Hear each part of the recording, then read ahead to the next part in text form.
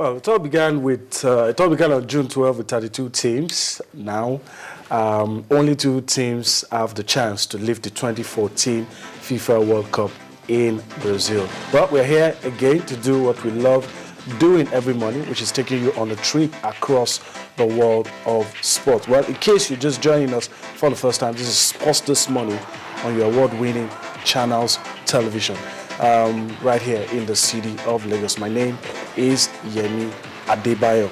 Well, we have a lot lined up for you this morning, but first let's check out the headlines.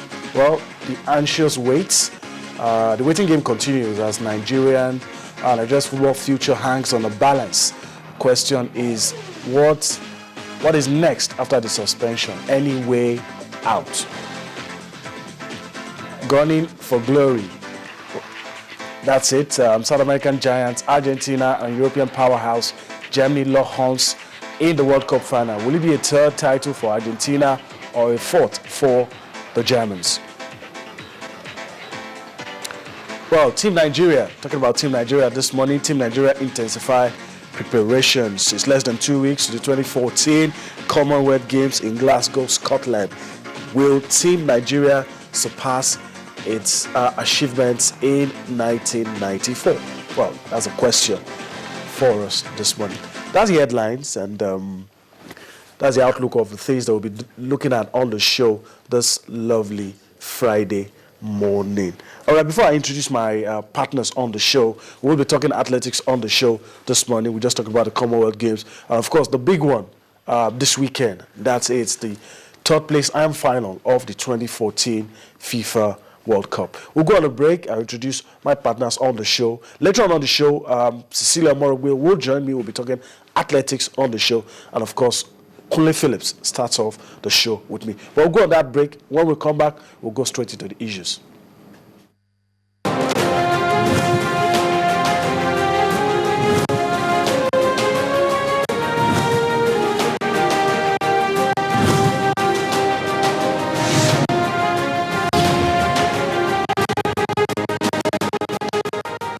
All right, welcome back. Well, I have the pleasure of having Kunle with me this morning. Kunle Philip, let me quickly welcome you to the show this morning. Yeah, good morning, Jamie. It's always good to be here. All right, let's talk about the big thing. The big thing this weekend. I mean, there's no way you wouldn't have noticed. There's no way you wouldn't know. The biggest thing, I dare say, arguably the biggest thing on the sporting calendar.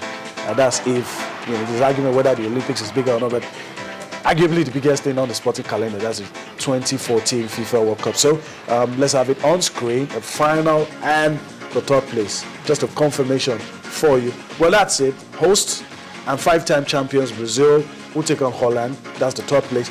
The final, the Germans, they've won it 3 times. And incidentally, all the times they won, they didn't win as a unified Germany. Yeah. It's either as West or East, and Argentina. So maybe this will probably be the first time, if they win, they'll be winning as a unified German team. But we'll talk about all of that later on the show. But quickly, let's look at the route the Germans took to the final. The games they've played. They've played 6 matches to get here. Run us quickly through all of this. Against Portugal was 4. Yeah, against Portugal, against all expectation, it was 4-0 in favor of the Germans. That was how they actually started.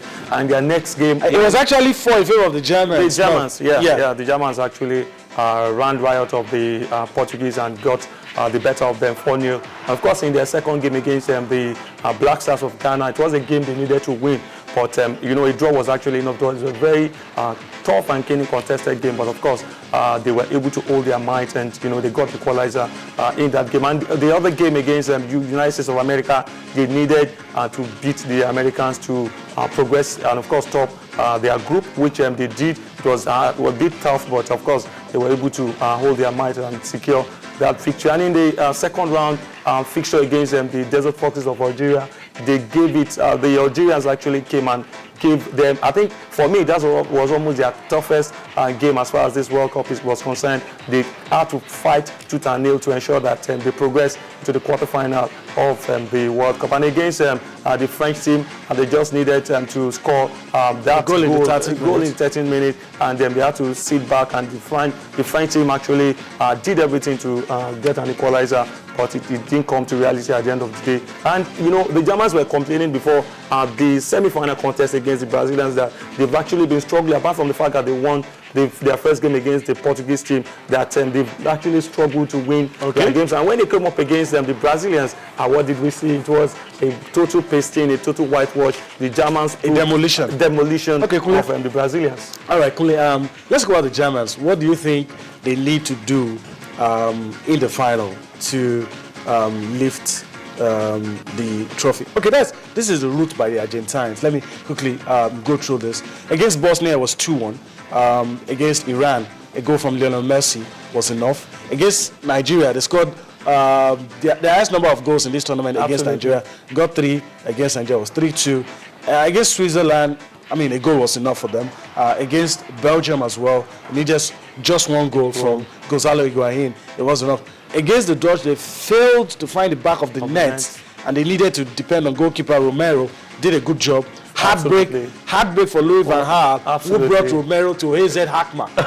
Taught him how to save penalty kicks. Unfortunately, he did it against him, and he still were not able to get to the final. So this is the route the Argentines took to the final. But let's quickly talk about Germany before we go to Argentina, one after the other. Let's look at the Germans. What do you think they need to do to win this, to win the World Cup for the 4th time? Yeah, what I think the Germans really need to do to win their 4th title is not to avoid being complacent. You remember the way they defeated the Brazilians. All people are still talking about it, and you know, the Germans have a blend of fantastic players. This set of young players started out in 2010, and they've progressed from 2010 to this tournament, and actually started from where they stopped at 2010. Some of the credit, Kule, should go to Jürgen Klinsmann. Absolutely. Some of these guys were discovered by some new players here and there, and even Joachim Low was Jürgen Klinsmann's assistant. Probably continued with what Klinsmann did. Yeah, of course, and they really have a very, very good chance. The last time out when both teams met at the 2010 World Cup in the quarterfinal, the Germans defeated the Argentines by 4-0. And even the previous World Cup, they put paid to the ambition, also winning by penalty shootout. And it looks like the Germans really have a very good chance of beating the Argentines. But then they really have a lot to prove if they are to secure the last 3 meetings. If there's anything to go by, the last 3 meetings at the World Cup, it was 2 for the Germans, 1 for Argentina. Argentina were able to defeat the Germans. 1986 World Cup. Remember that, Diego Maradona. Yeah, that was in the final. In 1990, final again, but this time it was the Germans. It was the Germans, Then the last meeting between both sides was in 2010. Quarterfinal. Diego Maradona also there, but as the coach, they lost 4-0. Let's talk about the Argentines. You're tempted to look at the Argentines and think of just one player. I think of Lionel Messi, but there are some other players in that Argentine squad that could hurt you. Yeah, there are some other fantastic players in that team. I think I've been quite impressed, particularly with the Argentine defense. I felt that they are a bunch of spent force and they played their toughest. They played their toughest game against the Dutch. Against the Dutch, and they didn't crack. They didn't crack. I expected them to actually to fizzle out when they meet the likes of Arjen Robben, and they were perseverance. They did their job. They showed doggedness, and they held their might. The likes of the Michelis, which I felt as was a weak link. The twilight of his career. Also Mascherano and also Zabaleta. I think these guys have actually done very well. This happens to be one of their strongest department as far as the Argentine team is concerned. Also in the midfield, they've got quality players. Messi is there. Lavezzi, fantastic players. I'm going to ask you a question, but be very careful before you answer me. Who's going to win Remember, most of the predictions we've had at this World Cup, somebody said there was a particular octopus that should have been cooked for dinner. Said Brazil was going to win. The World Cup. Yeah, so, come to reality. I'm not sure what has happened to that octopus, but let's leave that. Let's leave that now. But who do you think will win?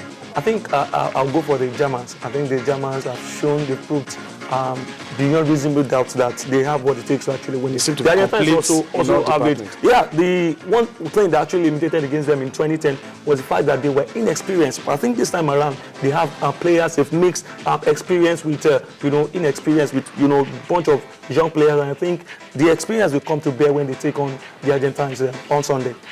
All right. Also, last quickly, talk about Germans. If it comes back on Friday and the Argentines have won, we'll allow you to decide what we're going to do to him. but let's move on. Let's move on. Let's quickly go to Peru and show you something. Prisoners in Peru playing their own World Cup final. Yeah. You'll be tempted to think that it was a World Cup final, but no, it's not the World Cup final. Just shows you the power of football.